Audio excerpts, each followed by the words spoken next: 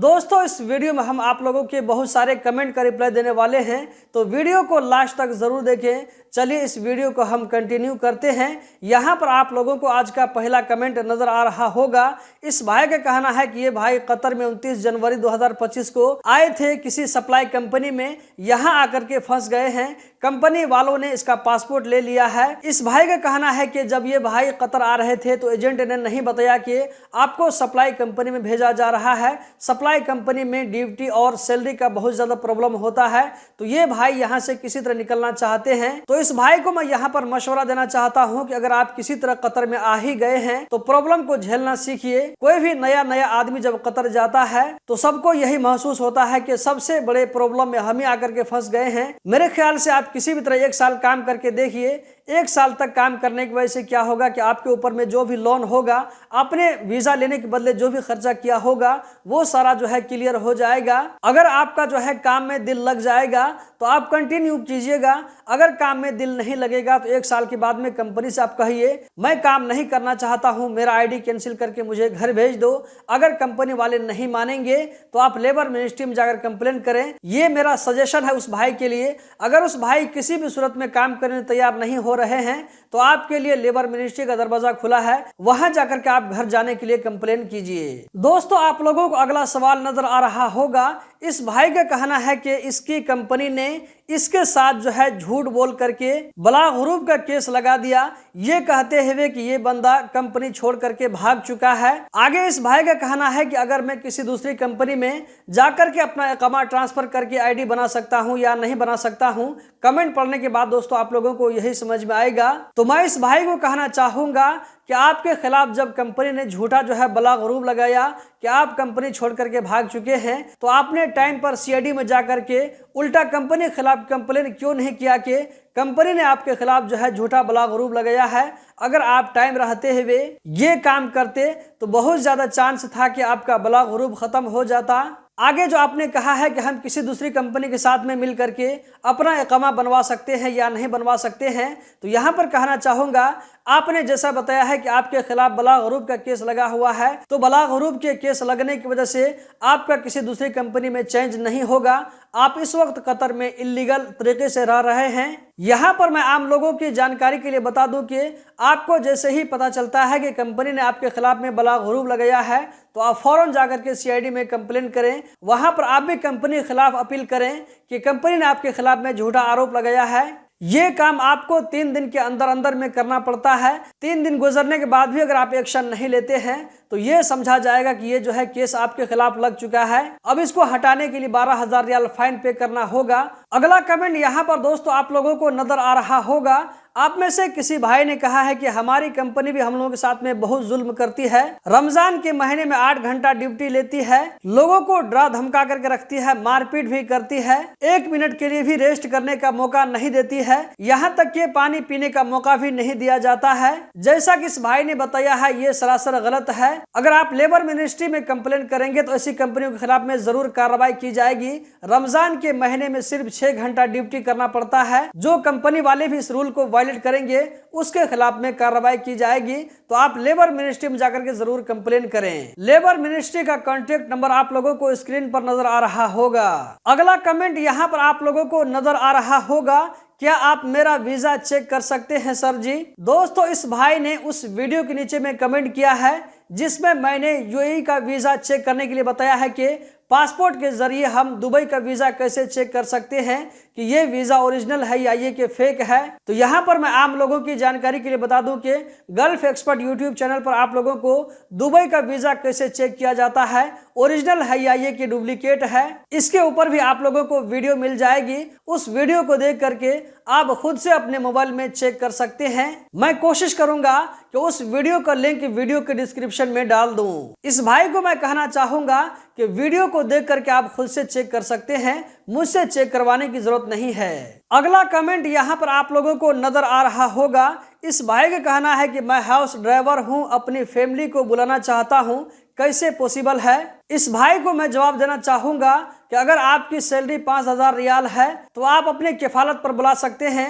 अगर आपकी सैलरी इतनी ज्यादा नहीं है, कम है, तो आप कफिल से रिक्वेस्ट करके अपनी फैमिली को बुलवा सकते हैं। एक लेटर लिख करके दे देगा जिसमें कफिल ये लिखेगा कि फला बंदा मेरी किफालत में काम करता है, इसकी फैमिली को कतर में आने के लिए कोई प्रॉब्लम नहीं है, मैं सारी जिम्मेदारी ले रहा हूं। अगर ये चीज आपका कफिल लिख करके दे देगा तो आपका जो है फैमिली वीजा आराम से निकल सकता है। दोस्तों, ये जो मैंने बताया है ये मैं अपने तजुर्बे की बुनियाद पर कह रहा हूँ। इस तरह का एप्लीकेशन और डॉक्यूमेंट मैं कई ड्राइवर लोगों को बना करके दे चुका हूँ जब मैं कतर में था। अगला कमेंट यहाँ पर आप लोगों को नजर आ रहा होगा। इस भाई का कहना है कि मेरा नाम अमित है, मैं नेपाल से हूँ। 2007 में कतर गया था और 2017 में वापस आ गया। कंपनी में स्ट्राइक होने की वजह से पुलिस के जरिए मैं घर आया। अभी मैं वीजा के लिए ट्राई कर रहा हूँ, तो वहां पर लिखा आता है एंट्री प्रिवेंशन। अगला कमेंट भी इसी भाई का है। एंट्री प्रिवेंशन का क्या मतलब होता है? मेरा आईडी कैंसिल हो गया है पर वीजा नहीं निकल रहा है, मुझे आए हुए 8 साल हो गए हैं। इस भाई को मैं कहना चाहूंगा, जैसा आपने बताया है कि आपके जो है एंट्री प्रिवेंशन लिख के आता है, तो इसका मतलब ये हुआ कि आपको कतर में नो एंट्री लग गई है। अगर किसी आदमी का कतर में एंट्री बैन हो गया है तो उसको दोबारा जाना बहुत मुश्किल है। तो मेरे ख्याल से आप यहाँ पर ये कीजिए कि कतर को भूल करके दूसरी कंट्री के लिए ट्राई कीजिए। गल्फ में आपका जो है सऊदी अरब या ये कि दुबई, कुवैत, बहरीन वगैरह में वीजा निकल सकता है, तो आप दूसरी कंट्री के लिए ट्राई करें। अगला कमेंट यहाँ पर आप लोगों को नजर आ रहा होगा।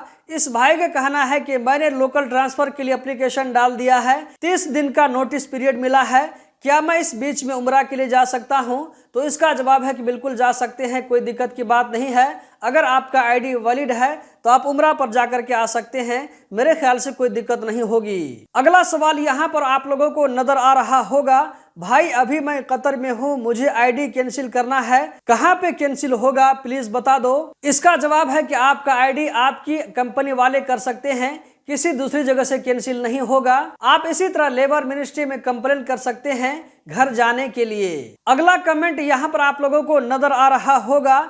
इस भाई का कहना है कि आईडी रिन्यूअल कतर के अंदर में रहकर करवा सकते हैं, या ये कि मान लीजिए कोई आदमी अगर छुट्टी में घर जाता है तो वो घर में रह करके कंपनी को बोलकर आईडी रिन्यू करवा सकता है या नहीं। तो इसका जवाब है कि कतर आईडी रिन्यू करवाने के लिए आपको कतर के अंदर में रहना जरूरी है।